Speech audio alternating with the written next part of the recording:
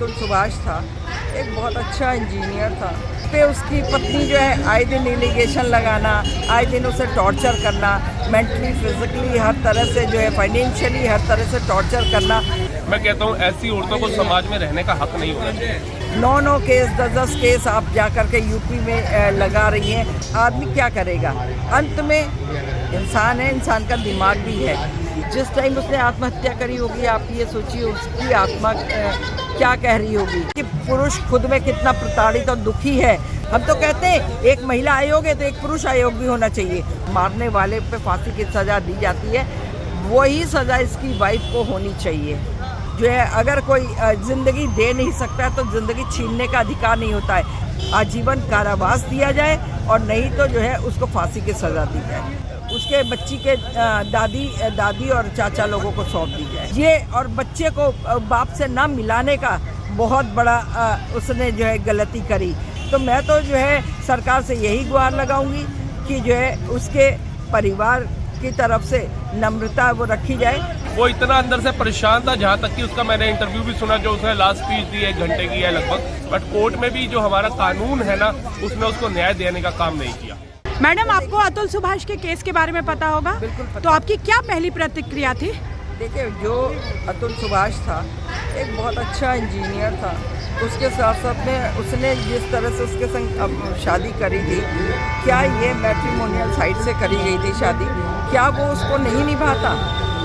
वो निभा रहा था बराबर से। लेकिन कोई भी रिश्ता है वो एक तरफ से नहीं निभता, हमेशा दोनों तरफ से निभता है। 2 हाथ से तालियां बजती हैं, एक हाथ से ऐसे करेंगे तो ताली नहीं बजेगी। उसके बाद में जो उस पे उसकी पत्नी जो है आए दिन एलिगेशन लगाना, आए दिन उसे टॉर्चर करना, मेंटली फिजिकली हर तरह से जो है फाइनेंशियली हर तरह से टॉर्चर करना।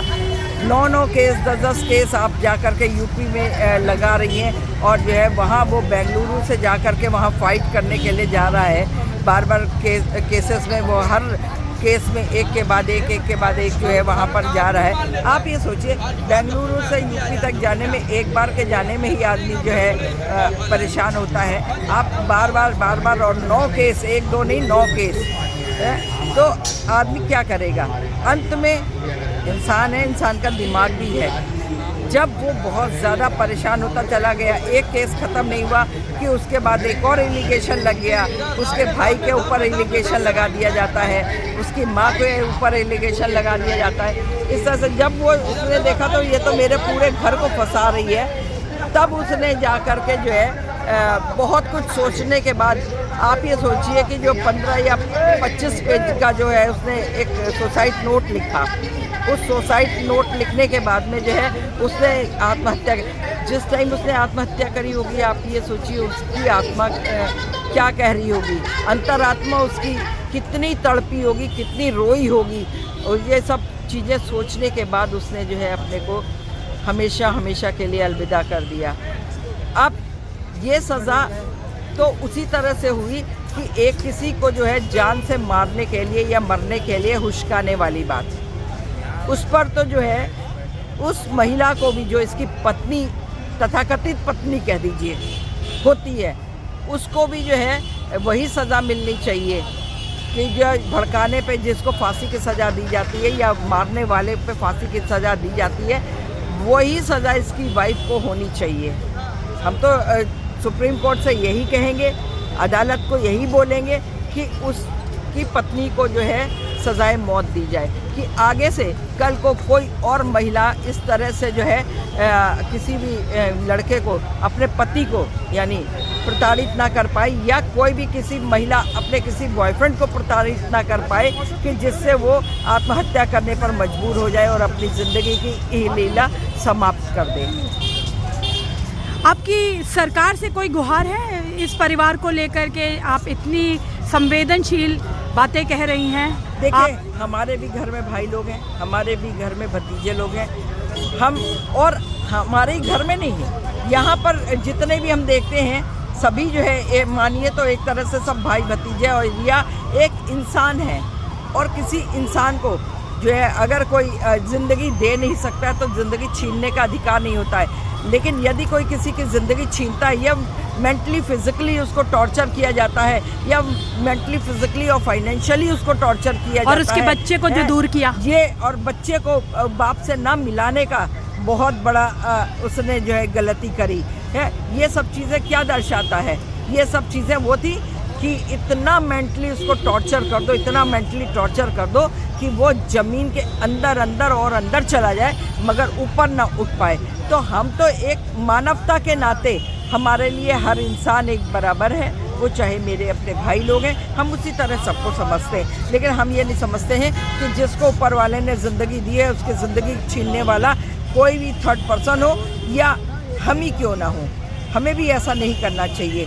तो मैं तो जो है सरकार से यही गुहार लगाऊंगी कि जो है उसके परिवार की तरफ से नम्रता वो रखी जाए, लेकिन उसके जो ससुराल पक्ष और उसकी पत्नी के द्वारा जो उसको प्रताड़ना दी गई थी हर तरह की, उस पर उनको जो है कड़ी से कड़ी सज़ा दी जाए, आजीवन कारावास दिया जाए और नहीं तो जो है उसको फांसी की सज़ा दी जाए। और वो बच्ची उसके बच्ची के दादी और चाचा लोगों को सौंप दी जाए। छोटा बच्चा है 3.25 साल का, हाँ, जो अतुल का बेटा है, जो अतुल का अंश है, हाँ, वो उसके परिवार को सौंप दिया जाए, अतुल के परिवार को। तब पता चलेगा कि किसी का बेटा छीनना या कोई भी बच्चा छीनना क्या होता है। तब उस महिला को एहसास होगा। अभी वो महिला जो अपनी जो कंपनी की जो है AI है उस पर जो ज़्यादा उछल कूद मचा रही है, वो समझ रही कि बस हम ही भगवान के बाद दूसरा नंबर मेरा ही है, हम ही तुर्रम खां हैं, हम ही बादशाह हैं और कोई कुछ नहीं है। तो वो क्वीन बनना बंद कर देगी और उसकी जैसे 36 महिलाएं और भी होंगी। इससे पहले भी एक केस ऐसा ही हुआ था कि इसी तरह मेंटली टॉर्चर कर करके वो भी शायद गुड़गांव का था या कहीं का था, जिस पे जो है उसने सुसाइड कर लिया था लड़के ने, और ये दूसरा केस आया है इस तरह का। तो आप मानती हैं मैडम कि पुरुषों के साथ भी अन्याय हो रहा है? भाई मैंने तो अभी एक चैनल के माध्यम से ये बोला, इसी पर ही बोला था कि एक पुरुषों के संग नहीं, बहुत पुरुष है मैम। जिस टाइम वो लोग जंतर मंतर पे कभी आकर के बैठते हैं ना, अपनी व्यथा कथा सुनाते हैं, रोते हैं, उनकी माँओं के संग भी टॉर्चर उनको भी किया जाता है। तो जो है आप सोचिए कि इसके लिए तो हम ये कहेंगे जैसे महिला आयोग बना था इसी तरह से जो है नया पुरुष आयोग बनाया जाए। अगर पुरुषों की कोई नहीं सुनता है समझता है तो पुरुष आयोग भी बना।